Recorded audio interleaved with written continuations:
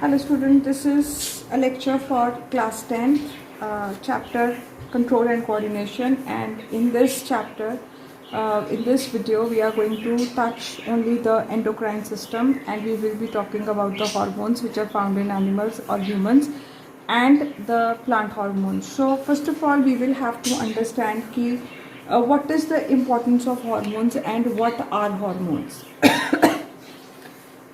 किसी भी ऑर्गेनिज्म के अंदर अगर हम एनिमल्स की बात करते हैं तो it is a very complex body जहाँ पर कि सेल्स हैं, सेल्स ने टिश्यूज़ बनाए हैं, टिश्यूज़ ने ऑर्गन्स बनाए हैं और ऑर्गन्स ने ऑर्गन सिस्टम्स बनाए हैं और ऑर्गन सिस्टम्स जो हैं वो एक कोऑर्डिनेशन में काम करते हैं to give overall life processes. कहने का मतलब ये है कि जैसे हमने न्यूट्रिशन में पढ़ा कि हम लोग खाना खाते हैं, उस खाने को डाइजेस्ट होता है और उस वहाँ पर हर जगह के ऊपर एक प्रोसेस है। खाने को अंदर निगलना है तो आपके ब्रेन को सिग्नल जाता है, उसके बाद स्टमक के अंदर कौन से एंजाइम्स रिलीज़ होने हैं वो भी ब्रेन कंट्रोल करता है। आपकी जो पैनक्रियाज से और जो तुम्हारा लिवर है वहाँ से जो हार्मोन्स आने हैं उनको भी सॉरी लिवर से जो बाइल जूस आना है उसको भी कंट्रोल किया जाता है। अब पूरे खाने की डाइजेशन के बाद ब्लड के अंदर ग्लूकोज आता है। This glucose is sent to the cells. Respiratory system से ऑक्सीजन आती है और उस ऑक्सीजन की मदद से ग्लूकोज जो है that is broken down in the cells with the help of to give you energy. तो यहाँ पर डाइजेस्टिव सिस्टम और रेस्पिरेटरी सिस्टम की आपस में एक कोऑर्डिनेशन है जहाँ पर दोनों मिलकर काम कर रहे हैं to give energy to the organism. अगर हम अपने सर्कुलेटरी सिस्टम की बात करें तो हार्ट के अंदर हार्ट की जो पंपिंग है that is controlled by certain parts of the brain. उसके बाद जब आप सांस लेते हो तो आप जो है आप ऑक्सीजन को अपनी बॉडी के अंदर लाते हो। हार्ट से डीऑक्सीजनेटेड ब्लड लंग्स में जाता है और लंग्स से जो तुम्हारा लंग्स के अंदर जो ऑक्सीजन है वो ब्लड के अंदर मिक्स होती है, फिर ये ब्लड दोबारा हार्ट में आता है और वो जो हार्ट है वहाँ वो पंप करता है ब्लड को different parts of the body. अब ब्लड के अंदर पड़ा हुआ हीमोग्लोबिन लंग्स के अंदर से ऑक्सीजन को लेके आएगा और different parts of the body के अंदर उसको डिस्ट्रीब्यूट करेगा। तो कहने का मतलब ये है कि हमारी बॉडी के अंदर हर चीज़ एक कोऑर्डिनेट सिस्टम से काम कर रही है और ये कोऑर्डिनेशन बहुत प्रिसाइज होती है। अगर कुछ भी ऊपर नीचे हो जाता है पूरी जो आपकी बॉडी की वर्किंग है उसके ऊपर इसका असर होता है। आप सपोज करो कि ब्रेन 1.1 सेकेंड के लिए हार्ट को सिग्नल देना अगर भूल जाता है तो आपका हार्ट जो है वो it will stop working for a fraction of a second. For a fraction of a second अगर आपका हार्ट स्टॉप करता है तो उससे आपके अंदर जो ऑक्सीजन की सप्लाई है वो बहुत ज़्यादा होती है। आप कभी सोचो कि जब आप एक्सरसाइज करते हो आपको ज़्यादा ऑक्सीजन की ज़रूरत पड़ती है और वहाँ पे अगर ऑक्सीजन आपको प्रॉपर नहीं मिल पाती है तो आपकी बॉडी के अंदर क्रैम्प्स होते हैं। और यहाँ पर हर चीज़ को कंट्रोल करके कोऑर्डिनेट करने का जो काम करता है वो ब्रेन करता है। अब ब्रेन के अलावा brain which will be studied which is a entirely different topic and is tackled in a very different way. This lecture is only about endocrine system. तो हमारी बॉडी के अंदर ब्रेन के काम के अलावा एक और सिस्टम होता है जिसको हम एंडोक्राइन सिस्टम बोलते हैं। अब ये जो एंडोक्राइन सिस्टम होता है ये बेसिकली इसके जो कंपोनेंट्स हैं वो हैं ग्लैंड्स और उन ग्लैंड्स से निकलने वाले हार्मोन्स। अब ग्लैंड्स क्या हैं? ग्लैंड्स जो होते हैं वो डक्टलेस पाउचेस होते हैं। अब इनमें क्या होता है कि जो तुम्हारे ग्लैंड्स होते हैं वो दो प्रकार के होंगे, एक होंगे एंडोक्राइन और एक होंगे एक्सोक्राइन। अब एंडोक्राइन ग्लैंड्स जो होते हैं वो डक्टलेस होते हैं, मतलब ये बलून के तरह होते हैं। इनमें जो हार्मोन बनेगा वो हार्मोन सीधा ब्लड के अंदर डायरेक्टली पोर कर दिया जाता है, तो कोई वेसल नहीं है। तो एंडोक्राइन ग्लैंड के अंदर आपका pituitary gland, thyroid gland, adrenal gland, ovaries और टेस्टिस सब इसके अंदर इंक्लूड होती हैं। एक्सोक्राइन ग्लैंड्स वो ग्लैंड्स हैं जो कि अपनी सिक्रीशंस को ब्लड में डालते हैं वाया डक्ट्स। डक्ट्स क्या होती हैं? छोटी छोटी पाइप्स। तो सिक्रीशंस को जब डक्ट्स के थ्रू डाला जाता है तो उसको हम बोलते हैं एक्सोक्राइन ग्लैंड। और एक्सोक्राइन ग्लैंड की सबसे बढ़िया एग्जांपल है आपका पैनक्रियास और आपका लिवर। लिवर की जो भी सिक्रीशंस होती हैं वो ब्लड के अंदर हेपेटिक डक्ट के थ्रू आती है। और इससे पहले कि हम आगे जाएं, मैं आपको ये बता दूं कि जो पैनक्रियास है वो एक एंडोक्राइन और एक्सोक्राइन दोनों ग्लैंड है। जब भी एक ग्लैंड एक्सोक्राइन और एंडोक्राइन दोनों फंक्शंस करता है तो उसको हम मिक्स ग्लैंड करते हैं। और आपकी इस टाइम पे जो आपके सिलेबस में 3 मिक्स ग्लैंड्स आते हैं, वो आते हैं टेस्टिस, ओवरीज और पैनक्रियास। अब इनमें क्या होता है कि पैनक्रियास एक एक्सोक्राइन ग्लैंड की तरह काम करता है जब वो अपना जो secretion of pancreatic digestive juice जो है उसको ब्लड में भेजता है, तो वो एक एक्सोक्राइन ग्लैंड की तरह काम कर रहा है। जबकि जो पैनक्रियास के अंदर इंसुलिन और ग्लूकागॉन नाम के हार्मोन्स बन रहे हैं वो किसी डक्ट के थ्रू ब्लड में नहीं जाते हैं, वो जो ब्लड पैनक्रियास के अंदर फ्लो कर रहा होता है उसमें डायरेक्टली पोर कर दिए जाते हैं।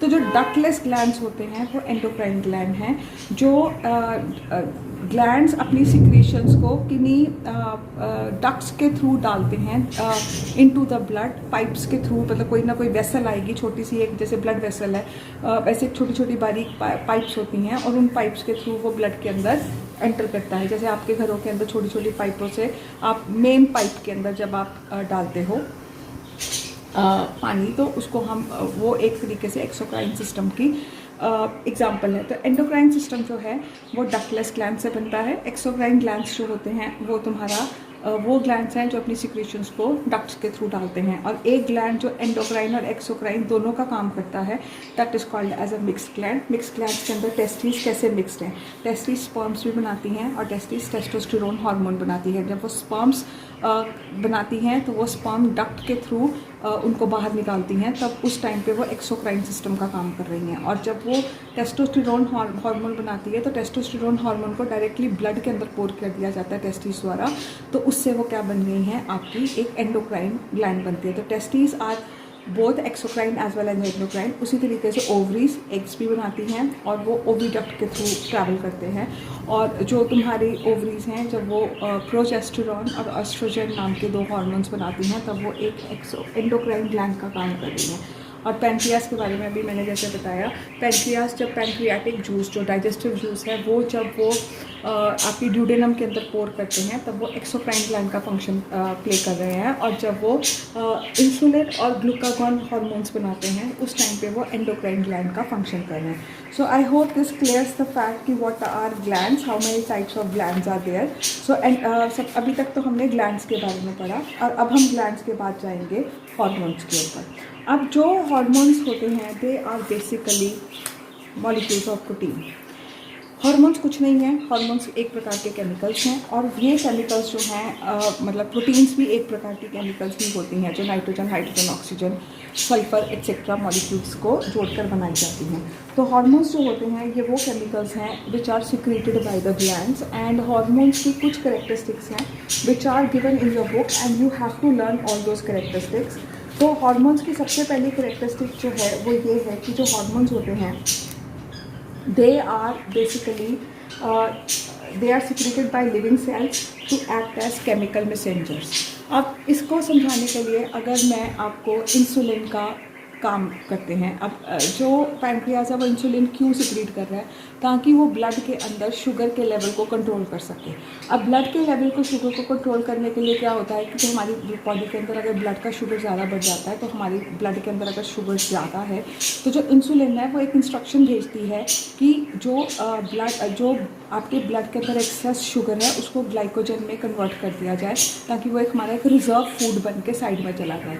और ब्लड के अंदर उतनी ही शुगर रहनी चाहिए जितनी हमारी बॉडी को ज़रूरत है to do the various activities. ठीक है, तो उस टाइम पे जो इंसुलिन है उसने एक केमिकल मैसेंजर का काम किया, उसने एक मैसेज भेजा कि देखो ब्लड के अंदर इस टाइम जो है शुगर की क्वांटिटी बहुत ज़्यादा हो गई है, ग्लूकोज की क्वांटिटी ज़्यादा हो गई है, उसको ग्लाइकोजन में कन्वर्ट करने की प्रोसेस जो है वो स्टार्ट कर दी जाए। उसी तरीके से आपके जो एस्ट्रोजेंस हैं या टेस्टोस्टेरोन है वो केमिकल मैसेंजर का काम करते हैं, जहाँ पर ये इंस्ट्रक्शंस भेजी जाती हैं कि भैया अब जो है सेकेंडरी सेक्सुअल करेक्टर्स की डेवलपमेंट का टाइम आ गया है, या एक फीमेल्स के अंदर जो मेंस्ट्रुअल साइकिल होता है उसको कंट्रोल करने के लिए बहुत सारे हार्मोन्स होते हैं, और वो हार्मोन्स के अंदर दो मेजर हार्मोन्स जो रोल प्ले करते हैं वो है प्रोजेस्टेरॉन और एस्ट्रोजन। और वहाँ पर ये दोनों जो हार्मोन्स हैं ये हमारे मेल्स और फीमेल्स के अंदर, सॉरी, जो प्रोजेस्टेरॉन और एस्ट्रोजन है वो फीमेल्स के अंदर बहुत सारे जो उनकी एक्टिविटीज़ हैं, जो कि उनके रिप्रोडक्टिव सिस्टम से रिलेटेड एक्टिविटीज़ हैं, उनको वो कंट्रोल करते हैं। तो हार्मोन्स बेसिकली केमिकल मैसेंजर्स हैं जो कि ग्लैंड्स द्वारा बनाए जाते हैं, and they are sent to deliver the message और to control the various activities. ठीक है। दूसरा जो कैरेक्टरिस्टिक है कि they are organic compounds. Organic compound वो कंपाउंड होते हैं जो कि नेचर में हमें मिलते हैं, वो कार्बन से मेनली बने हुए होते हैं, तो they are called as organic compounds. तीसरा ये है कि they are secreted in small amounts by the cells of endocrine gland, then they are poured directly into the blood and are carried to different parts of the body. Hormones act as specific tissues और organs which are called as target organs. कहने का मतलब ये है कि अगर pancreas ने insulin की है तो इंसुलिन सिर्फ और सिर्फ ग्लूकोज के मॉलिक्यूल या शुगर को मॉनिटर करेगी, वो प्रोटीन्स के मॉलिक्यूल्स को या वो फैट्स के मॉलिक्यूल्स को मॉनिटर नहीं करेगी। They are very very particular, वो टारगेट स्पेसिफिक होते हैं, उनको जो काम करना होता है वो उसी को करेंगे। अगर एक एक्स हार्मोन को वाई ऑब्जेक्ट को कंट्रोल करना है, वो सिर्फ एक्स हार्मोन जो है वो वाई ऑब्जेक्ट को कंट्रोल करेगा, वो जेड ऑब्जेक्ट की तरफ देखेगा भी नहीं। क्योंकि उस एक्चुअली अगर मैं आपको एक बात बताऊं तो जो हार्मोन के मॉलिक्यूल्स होते हैं वो बेसिकली अगर हार्मोन और जो जहाँ पे उसने जाके एक्ट करना होता है वहाँ पे लॉक एंड की का मैकेनिज्म होता है। हर ताले के लिए एक स्पेसिफिक चाबी है, तो हर ऑर्गन के अंदर एक स्पेसिफिक काम के लिए एक स्पेसिफिक हार्मोन ही जाके काम करेगा। अब जैसे थायराइड ग्लैंड है, थायराइड ग्लैंड जो है वो थायरॉक्सिन बनाता है। थायरॉक्सिन अगर उसने ग्लूकोज के मेटाबॉलिज्म का मतलब है कि वो अगर ग्लूकोज के ब्रेक डाउन करके उसका इस्तेमाल करने की प्रोसेस को कंट्रोल कर रहा है, तो थायरॉक्सिन का काम सिर्फ यही है। थायरॉक्सिन जो है वो ग्लूकोज के मेटाबॉलिज्म में हेल्प करेगा, वो ग्लूकोज के लेवल को कंट्रोल करने में मदद नहीं करेगा। ग्लूकोज टूट के क्या बनेगा या अमाइनो एसिड टूट के प्रोटीन मसल्स बनाएंगे, वो काम जो है वो थायरॉक्सिन कंट्रोल कर रहा है। लेकिन इंसुलिन जो है वो ग्लूकोज के लेवल को कंट्रोल कर रही है कि ब्लड के अंदर ग्लूकोज ज़्यादा या कम नहीं होना चाहिए। तो अगर थायरॉक्सिन ग्लूकोज के मेटाबॉलिज्म को या इस्तेमाल को कंट्रोल कर रहा है तो वो उसके लेवल कंट्रोल नहीं करेगा, सिर्फ ये देखेगा कि ग्लूकोज प्रॉपर्ली यूटिलाइज हो रहा है कि नहीं हो रहा है। वो ग्लूकोज के लेवल को कंट्रोल नहीं करेगा। ग्लूकोज के लेवल को कंट्रोल करने का काम इंसुलिन को दिया गया, तो इंसुलिन ही ग्लूकोज के लेवल को कंट्रोल करेगा। तो इसीलिए जो तुम्हारे हार्मोन्स होते हैं they are very very particular in their action, और वो सिर्फ अपने ही स्पेसिफिक टारगेट के ऊपर जाके अटैक करेंगे या एक्ट करेंगे, वो किसी और उसके ऊपर जाके एक्ट नहीं करेंगे। फिर जो हार्मोन्स होते हैं वो जहाँ बनते हैं वहाँ इस्तेमाल नहीं होते हैं, they are transferred through blood to their target organ. So these are the different characteristics of the hormones. अब हार्मोन्स के बाद आपके बुक के अंदर एंडोक्राइन ग्लैंड और एक्सोक्राइन ग्लैंड का डिफरेंस दिया गया है, and it is very important for you to do the difference between an endocrine gland and an exocrine gland. आपकी बुक्स के अंदर जो मिक्स ग्लैंड है उसको हेटेरोक्राइन ग्लैंड का भी नाम दिया गया है। तो हेटेरोक्राइन ग्लैंड एंड मिक्स ग्लैंड जो हैं वो एक बराबर है। ठीक है। उसके बाद हम आते हैं ह्यूमन एंडोक्राइन सिस्टम, और ह्यूमन एंडोक्राइन सिस्टम के different hormones. Let me be very specific, आपको सारे हार्मोन्स नहीं करने हैं, आपको ग्लैंड्स के कुछ स्पेसिफिक हार्मोन्स करने हैं, और उन हार्मोन्स के बारे में ही आपको लर्न करना है। This is all cramming. Her gland body के किस पार्ट में पाया जाता है, वो कौन सा हार्मोन रिलीज़ करता है, और हार्मोन रिलीज़ करने के बाद वो उसका एक्शन क्या है, आपने उसको लर्न करना है। तो मैं यहाँ पर पिक्चर्स ऑफ द पेज डाल दूँगी, जहाँ पर कि अगर आप उनको अपनी प्रदीप की बुक्स के साथ में कंपेयर करोगे तो आपको पता लग जाएगा कि आपने क्या क्या चीज़ें करनी हैं और क्या क्या चीज़ें नहीं करनी है। तो सबसे पहले जो हमारी बॉडी के अंदर हार्मोन, ब्रेन के अंदर 2 ग्लैंड्स पाए जाते हैं। पहला ग्लैंड होता है हाइपोथैलेमस, और दूसरा आपका ग्लैंड होता है पिट्यूटरी ग्लैंड। बहुत ज़्यादा इनके बारे में डिटेल नहीं करना है। हाइपोथैलेमस जो है वो जो 2 आपके हार्मोन्स जो है वो रिलीज़ करता है, one they are called as neurohormones, और एक जो होते हैं वो रिलीजिंग हार्मोन्स होते हैं, और जो दूसरे होते हैं रिलीजिंग एंड इनहिबिटिंग हार्मोन्स, अभी हम इसके बारे में डिस्कस करेंगे। और दूसरा ये जो हार्मोन सिक्रीट करता है वो है ऑक्सीटोसिन या इसको और वेसोप्रेसिन। तो इन 3 हार्मोन्स के बारे में आपको पता करना है। आपकी बुक के अंदर वो hypothalamic hormones, anterior lobe, posterior lobe सब कुछ नहीं करना है। यहाँ पर आपको सिर्फ इन बेसिकली पता होना चाहिए कि हाइपोथैलेमस कौन से हार्मोन्स रिलीज़ करता है। पहला है रिलीजिंग एंड इनहिबिटिंग हार्मोन्स, जो कि बाकी पिट्यूटरी ग्लैंड को के कामकाज को चेक करते हैं। और दूसरा हार्मोन जो है वो है ऑक्सीटोसिन। और तीसरा हार्मोन जो आपने लर्न करना है वो करना है वेसोप्रेसिन। तो इसमें अगर हम ध्यान से देखें तो जो ऑक्सीटोसिन है ये बेबी बर्थ के टाइम फीमेल्स के को हेल्प करता है। और जो तुम्हारा वेसोप्रेसिन है that is also called as antidiuretic hormone.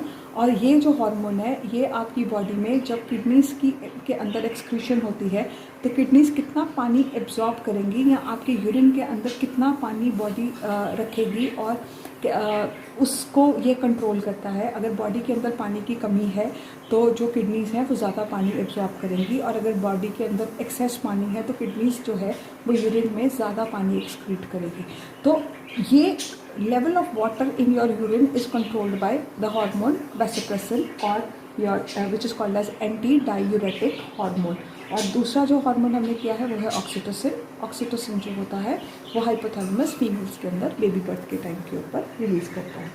अब बात करते हैं हम रिलीजिंग हार्मोन और इनहिबिटिंग हार्मोन्स।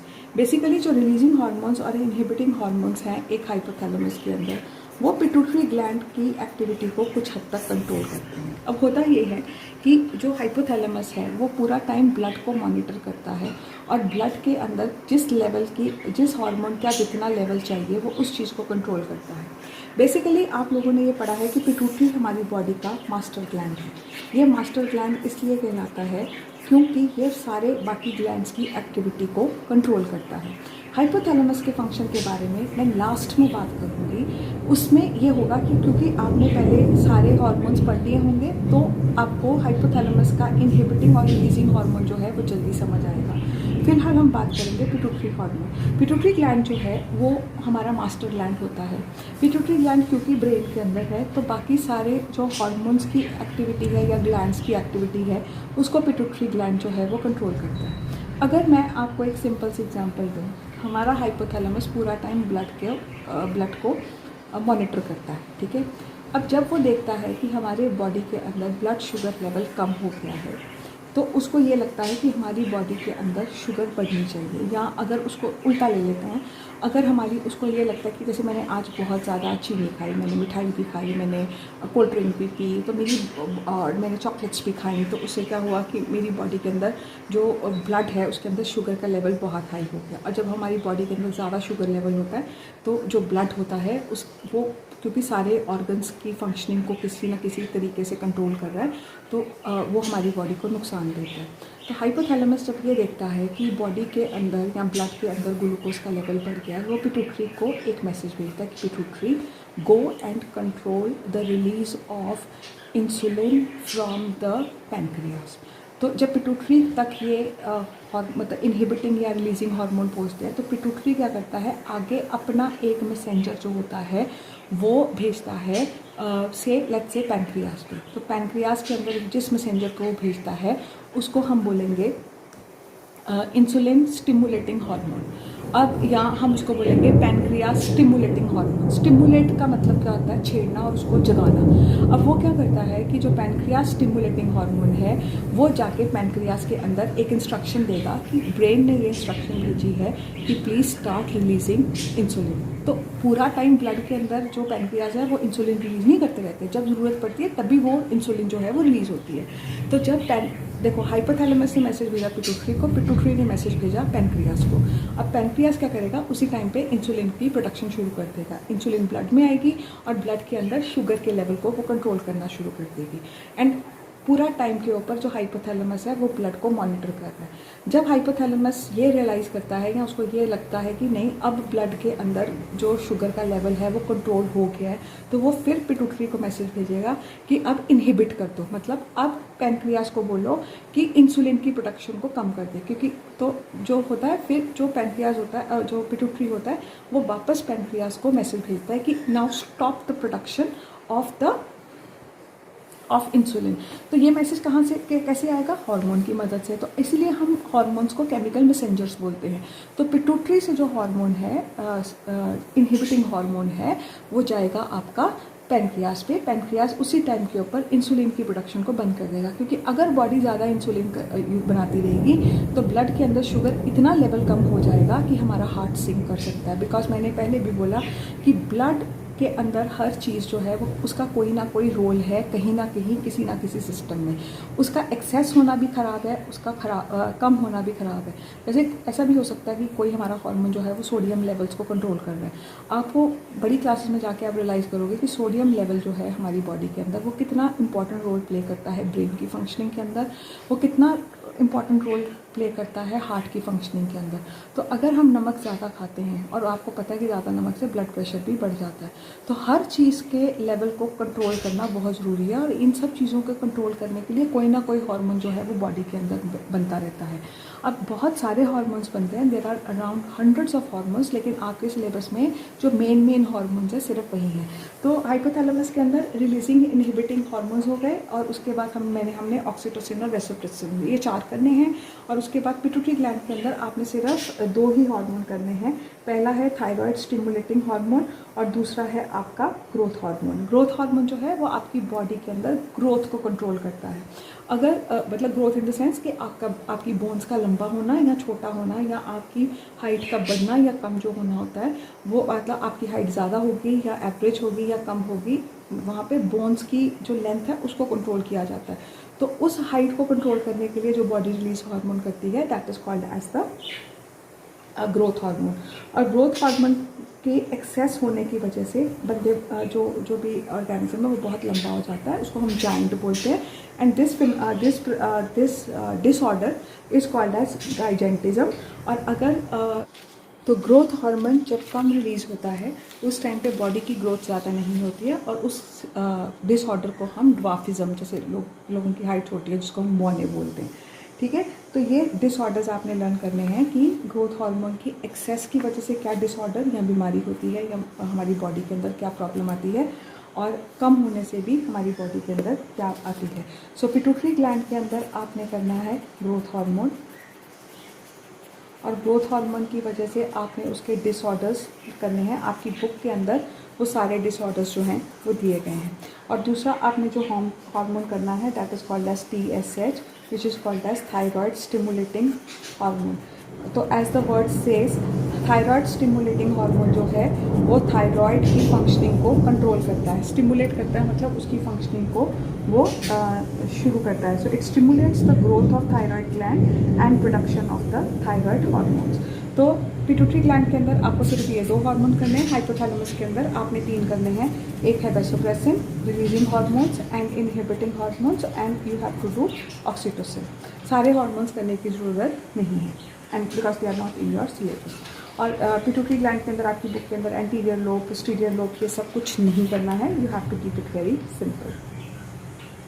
उसके बाद पिट्यूटरी ग्लैंड के अंदर ही हमने पढ़ा है कि ऑक्सीटोसिन और वेसोप्रेसिन जो है वो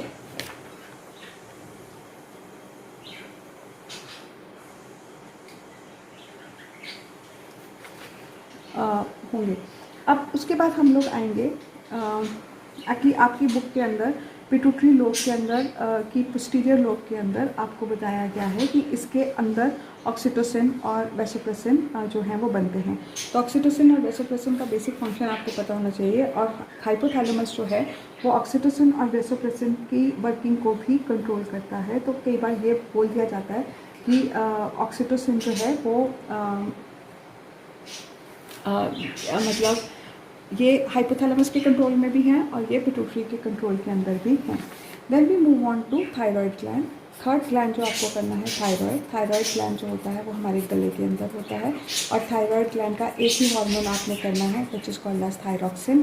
थायरॉक्सिन हमारी बॉडी के मेटाबॉलिज्म को कंट्रोल करता है, और अगर हमारी बॉडी के अंदर ज़्यादा थायरॉक्सिन हो जाता है तो इसको हम क्या बोलते हैं, हम बोलते हैं इसको हाइपर थायरॉयडिज्म, एंड अगर कम हो जाता है तो हम इसको बोलते हैं हाइपोथायरॉयडिज्म। तो आपको बेसिकली पता होना चाहिए कि जो तुम्हारा थायरॉक्सिन है वो क्या करता है। सबसे पहले तो वो बॉडी के अंदर मेटाबॉलिज्म को कंट्रोल करता है, फिर वो हमारी बॉडी की जो टिश्यूज़ की ग्रोथ है उसको कंट्रोल करता है। तीसरा, वो हमारे टिश्यूज़ को डिफ्रेंशिएट करने में मदद करता है। डिफ्रेंशिएट करने का मतलब ये है कि वो ये कंट्रोल करता है कि हमारा कौन सा टिश्यू क्या बनेगा और उसका क्या काम बनेगा, ठीक है। जैसे अगर आपके मस्कुलर टिश्यू है तो मस्कुलर टिश्यू के अंदर कौन से जो सेल्स हैं वो कार्डियक मसल्स का काम करेंगे, कौन से सेल्स जो हैं वो आपके शेप लेंगे और काम करेंगे आपकी वॉलंटरी मसल्स का, और कौन से जो सेल्स हैं वो इनवॉलंटरी मसल्स का काम करेंगे। तो इस तरीके से टिश्यू डिफ्रेंशिएशन के अंदर भी ये मदद करता है। Then you don't have to do the rest of the thing. Thyroid gland के बाद पैराथायराइड ग्लैंड के बारे में बस पता होना चाहिए क्या है और उसका फंक्शन करना है। Then we come to another important gland which is called as adrenal gland. जो अड्रीनल ग्लैंड होता है ये एक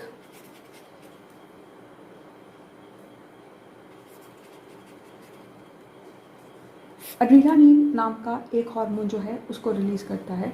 इस ग्लैंड को हम ग्लैंड ऑफ इमरजेंसी भी बोलते हैं। जब हमें बहुत डर लगता है, जब हमें बहुत गुस्सा आता है या हमें बहुत घबराहट होती है तो हमें नॉर्मली देखते हैं कि हमारा जो फेस है वो लाल हो जाता है, और ये जो ग्लैंड है ये उस टाइम एक्टिवेट आता है जब हमारी बॉडी के लिए एक इमरजेंसी सिचुएशन आ जाती है। फॉर एग्जांपल, अगर हमें रास्ते के अंदर चलते हुए सांप दिखता है तो हमारा फर्स्ट रिएक्शन होता है भागो, और उस टाइम हम बहुत स्पीड से भागते हैं। हमारी बॉडी के अंदर इतनी कैपेसिटी है भागने की नहीं, पर जब इंसान घबराया हुआ होता है, जब इंसान डरा हुआ होता है, या जब इंसान बहुत ज़्यादा गुस्से में या एक्साइटेड होता है, उस टाइम पे उसकी जो बॉडी फंक्शंस हैं वो बहुत ज़्यादा बढ़ जाते हैं। और उसका कारण ये है कि एड्रीनल ग्लैंड जो होता है वो एड्रेनालिन निकालता है। एड्रेनालिन जो होता है वो आपकी ब्लड वेसल्स को फैला देता है, मतलब उनको चौड़ा कर देता है, उनको ब्रॉड कर देता है। जब ब्लड वेसल्स जो हैं वो डायलेट हो जाती हैं, बायो में जो वर्ड यूज़ किया जाता है उसको हम बोलते हैं डायलेट। तो जब ब्लड वेसल्स डायलेट हो जाती हैं तो उस टाइम पे क्या होता है कि आपकी बॉडी के अंदर ज़्यादा ब्लड फ्लो करना शुरू करता है, इसीलिए हमारे चेहरा लाल हो जाता है। और क्योंकि ब्लड फ्लो ज़्यादा कर रहा है तो ऑक्सीजन ज़्यादा मिल रही है, और ऑक्सीजन ज़्यादा मिलने की वजह से हमारे में बहुत एनर्जी आती है, तो हम आराम से बहुत दूर तक आराम से भाग सकते हैं। और जब हमें गुस्सा आता है तो उस टाइम पर भी ब्लड प्रेशर जो है वो बहुत ज़्यादा हाई हो सकता है, तो उस ब्लड प्रेशर को फॉल कराने के लिए जो ब्लड वेसल्स हैं वो डायलेट कर जाती हैं, और उस वजह से क्या होता है कि हमारी बॉडी के अंदर प्रेशर कम हो जाता है। तो जो तुम्हारा एड्रीनल ग्लैंड है वो एड्रेनालिन निकालता है, जो विच इज़ द, और इसको हम क्या बोलते हैं, ग्लैंड ऑफ इमरजेंसी। क्योंकि जब भी हमारी बॉडी के लिए या हमारी के लिए कोई इमरजेंसी की स्टेट है, एक्सेस एक्साइटमेंट या एक्सेस फियर या गुस्सा, तीनों चीज़ें जब भी होती हैं तो उस टाइम पे ये ग्लैंड्स एक्टिवेट होके ये हार्मोन्स रिलीज़ करते हैं, और ये हार्मोन्स क्या करते हैं, ब्लड वेसल्स को डायलेट कर देते हैं, जिससे जो भी एक्शन रिक्वायर्ड होता है वो हम कर सकते हैं। Then we come to pancreas. Pancreas के बारे में हमने बहुत डिटेल्स में किया है, और पैनक्रियाज के अंदर आपको दो ही हार्मोन्स करने हैं, इंसुलिन और ग्लूकागॉन। जो इंसुलिन है वो पैनक्रियाज के अंदर एक स्पेशल साइट होती है जिसको हम आइलेट ऑफ लैंगरहैंस बोलते हैं। आइलेट ऑफ लैंगरहैंस के अंदर जो पैनक्रियाज है वो हार्मोन सिक्रीट करता है, और आइलेट ऑफ लैंगरहैंस के अंदर जो इंसुलिन है वो बीटा सेल्स, मतलब इसके अंदर दो प्रकार के सेल्स होते हैं, एक बीटा सेल्स और एक अल्फ़ा सेल्स। तो जो बीटा सेल्स होते हैं वो इंसुलिन बनाते हैं, और जो अल्फ़ा सेल्स होते हैं वो ग्लूकागॉन बनाते हैं। काम दोनों का ही ग्लूकोज लेवल को कंट्रोल करना है। So this is all about your pancreas. और ये आपको पता होना चाहिए कि अगर पैनक्रियाज फंक्शन नहीं करते हैं, इंसुलिन लेवल नहीं कंट्रोल होता तो हमें डायबिटीज़ हो जाती है। Then we move on to testis. Testis के अंदर हमारे ये एक क्या है, हेटेरोक्राइन ग्लैंड है, या ये एक मिक्स ग्लैंड है, और हमने यहाँ अभी फ़िलहाल हमने इसके एंडोक्राइन फंक्शन करने हैं। तो जो टेस्टिस हैं वो टेस्टोस्टेरोन नाम का हार्मोन सिक्रीट करती हैं, और जो टेस्टोस्टेरोन है उसका काम ये है, it stimulates the growth and development of male secondary characters, it stimulates the development of male accessory glands, that is prostate gland etcetera. इन सब चीज़ के बारे में जब हम रिप्रोडक्टिव सिस्टम करेंगे उस टाइम पे करेंगे। और सेकेंडरी सेक्सुअल फैक्टर्स कौन से हैं? आवाज़ का डीप हो जाना, शोल्डर्स ब्रॉड हो जाना, जो कि आपने एडोलेसेंस चैप्टर में पढ़ा हुआ है। And it also stimulates the formation of sperms in the seminiferous tubules.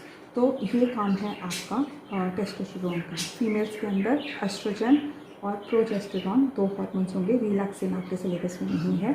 Oestrogen जो है वो जो है फॉलिकल्स बनाने में काम करता है। It stimulates the formation of ovum in the ovary. And जो एस्ट्रोजन है it stimulates the development of accessory sexual characters in the females.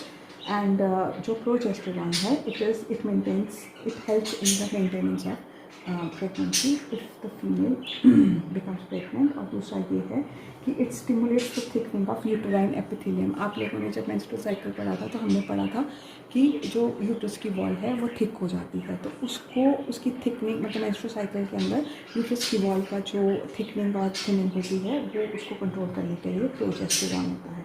Pineal gland और थाइमस ग्लैंड आपके सिलेबस में नहीं है, तो इन ग्लैंड्स के ये हार्मोन्स ही सिर्फ आपको करने हैं, इसके अलावा आपने कुछ भी नहीं करना है। उसके बाद हम आते हैं प्लांट हार्मोन्स। प्लांट हार्मोन्स जो हैं वो बेसिकली प्लांट का पूरा कंट्रोल एंड कोऑर्डिनेशन सिस्टम बनते हैं। जो प्लांट हार्मोन्स होते हैं, अब प्लांट के अंदर देयर इज़ नो ब्रेन। अगर ब्रेन नहीं है तो हमारी बॉडी की जितनी भी एक्टिविटीज़ को बाकी ब्रेन कंट्रोल करता है, प्लांट के अंदर तो वो कुछ भी नहीं है। तो जब हम पढ़ेंगे, जब हम इस चैप्टर को डिटेल में करते हैं तो we find out that there are 4 types of hormones which are found in plant. और प्लांट के अंदर जो हार्मोन्स हैं, one is called as auxin, then we have cytokinin, then we have gibberellins, and then last में we have abscisic acid. और fifth है आपका ethylene which is also called as acetylene. ये 5 हार्मोन्स हैं और इन हार्मोन्स के जो फंक्शंस हैं वो आपको क्रैम करने हैं। तो ऑक्सिन बेसिकली आपके सेल के अंदर, कोई भी आपका प्लांट है उसके अंदर ग्रोथ और सेल एनलार्जमेंट को कंट्रोल करता है, और फिर ये सेल डिफ्रेंशिएशन में मदद करता है। सेल डिफ्रेंशिएशन का मतलब ये है कि जब आपका मेरिस्टेमेटिक टिश्यू से सेल बनते हैं तो वो जो सेल्स हैं वो आपके स्क्लेरेनकाइमा बनेंगे, पेरेनकाइमा बनेंगे, या जाइलम बनेंगे, या फ्लोएम बनेंगे। वो सारा जो कंट्रोल करते हैं वो ऑक्सिन नाम का हार्मोन करता है।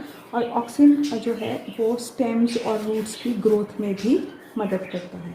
ठीक है, तो जो तुम्हारा प्लांट हार्मोन्स हैं, प्लांट हार्मोन्स के अंदर you have to study in just learn और cram the functions of plant hormone. इसके अंदर अंडरस्टैंडिंग का कुछ भी नहीं है।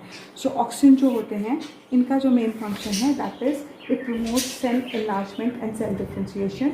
दे also produce stem and fruit growth. They also promote stem and fruit growth. Then they regulate the important plant growth functions. वो tropisms जो हैं वो हम अभी करेंगे बाद में। और फिर ये जो है दे induce parthenocarpy. Parthenocarpy is a process जहाँ पर कि सीडलेस फ्रूट बनता है। आप आजकल ग्रेप्स खाते हो या पपाया कई बार खाते हो। देर आर सर्टन, जैसे बनाना है, बनाना के अंदर सीड्स नहीं होते हैं, तो वो फ्रूट्स जिनके अंदर सीड नहीं है उनको बनाने का काम, बिकॉज नॉर्मली जब हम रिप्रोडक्शन इन प्लांट्स करते हैं तो हम ये बोलते हैं कि जब जाइगोट बनता है या जब फर्टिलाइजेशन हो जाती है तो जो जाइगोट है उसमें ओवरी जो है वो फ्रूट बनने का काम करती है। लेकिन यहाँ पर सीडलेस फ्रूट्स बनाने का जो काम है, मतलब बिना फर्टिलाइजेशन के जो फ्रूट बनता है, उसको हम पार्थिनोकार्पी बोलते हैं। उसके बाद जो सेकंड आपका आता है हार्मोन वो आता है साइटोकाइनिन। साइटोकाइनिन भी जो है वो सेल डिवीजन को हेल्प करता है। It plays a important role in morphogenesis in plants. Morphogenesis का मतलब है कि डिफरेंट मॉर्फोलॉजी मतलब होता है एक्सटीरियर फिजिकल कैरेक्टर्स, यानी कि स्टेम प्लांट्स वगैरह बनाने में ये जो जिब्रेलिन्स हैं वो बहुत इंपॉर्टेंट काम करते हैं। और they help in breaking the dormancy of seed and buds. अब डॉर्मेंसी का क्या मतलब है? देखो, जब जैसे एक अमरूद है, एक अमरूद का के अंदर जब वो फ्लावर बना, फ्लावर के बाद फर्टिलाइजेशन हो गया और उसके बाद सीड बन गया। अब वो सीड, ये तो है नहीं कि वो जो सीड है वो पेड़ पर अगर अमरूद के अंदर पड़े पड़े वो नया प्लांट बना देगा। हर सीड जो होता है वो एक डॉर्मेंट फेज़ में होता है। डॉर्मेंट फेज़ का मतलब ये होता है कि उसकी अंदर जितने भी सेल की प्रोसेसेस हैं वो थोड़ी देर के लिए रुक जाती हैं, दे आर स्टॉप्ड, और जो सीड है वो एक इनएक्टिव स्टेट में चला जाता है। It is living but it is inactive and it will start growing और only when the conditions are right. तो उसको अगर प्रॉपर टेम्परेचर, मॉइस्चर और हीट मिलती है, प्रॉपर टेम्परेचर, मॉइस्चर और न्यूट्रिशन भी मिलती है, तो उस टाइम पे वो जो सीड है वो डिवाइड करेगा। उसमें से जो आपके जो आपके कॉटलीडॉन्स हैं उनमें से लीव्स निकलेंगे या रूट्स निकलेंगी। तो वो टाइम जब तक आपका सीड जो है वो नया प्लांट बनाने के नहीं शुरू करता, वो इनएक्टिव फेज जो होता है that is called as dormancy. और हर सीड के अंदर ऑब्वियसली जिब्रेलिन्स होंगे, और जिब्रेलिन्स कब एक्टिवेट होते हैं? जब उनको proper conditions of temperature, moisture and nutrition मिलती है। देन जो तुम्हारे we were talking about cytokinins. अब जो साइटोकाइनेंस है they help in breaking the dormancy of seeds and parts. उसके बाद they delay the ageing of the leaves. मतलब नॉर्मली जब पत्ता पुराना होता है तो वो पीला पड़ के वो क्या है, शेड कर देता है प्लांट ना, उसको झड़ जाता है वो, तो उस चीज़ को वो डिले कर देते हैं। अगर ज़रूरत पड़े तो वो प्लांट को की एजिंग को रोक देते हैं। तो अगर तुम्हारे साइटोकाइनेंस नहीं होंगे या कम होंगे तो पत्ते बहुत जल्दी जल्दी जो स्टेम है उससे टूट कर नीचे को गिर जाएंगे। ठीक है, उसके बाद हम आते हैं जिब्रेलिन्स। जिब्रेलिन्स का भी सेम काम है। They promote cell enlargement and cell differentiation. They also promote the growth in stems and वो इन फ्रूट्स। और उसके बाद they also induce parthenocarpy in many plants. तो बेसिकली ऑक्सिन्स और जिब्रेलिन्स का काम ऑलमोस्ट सेम है। And it is also said कि जो जिब्रेलिन्स हैं वो ऑक्सिन की प्रेजेंस में ही एक्टिवेट होंगे। मतलब ऑक्सिन और जिब्रेलिन्स एक कोऑर्डिनेशन में काम करते हैं। जिब्रेलिन्स तब तक काम नहीं कर पाते हैं जब तक उनको ऑक्सिन सपोर्ट करने के लिए ना हो। और उसके बाद हमारा आता है लास्ट में एब्सिसिक एसिड। अभी तक जो हमने ऑक्सिन, साइटोकाइनिन और जिब्रेलिन्स में पढ़ा, एब्सिसिक एसिड उससे बिल्कुल ही ऑपोजिट काम करता है। जो एब्सिसिक एसिड है वो डॉर्मेंसी को प्रमोट करता है, वो सीड को हेल्प करता है एक इनएक्टिव स्टेट में जाने में। हमने पढ़ा था कि जो तुम्हारे साइटोकाइनेंस है वो डॉर्मेंसी ब्रेक करते हैं, लेकिन जो तुम्हारा एब्सिसिक एसिड है वो डॉर्मेंसी को बना। तो जब आपका फर्टिलाइजेशन हो जाती है, जाइगोट बन जाता है, सीड बन जाता है, तो सीड को इनएक्टिव स्टेट में ले जाने का काम जो कौन कर रहा है, वो एब्सिसिक एसिड हार्मोन कर रहा है। उसके बाद ये प्लांट्स की जो फ्रूट और लीव्स की मैच्योर होने में इसकी मदद करता है।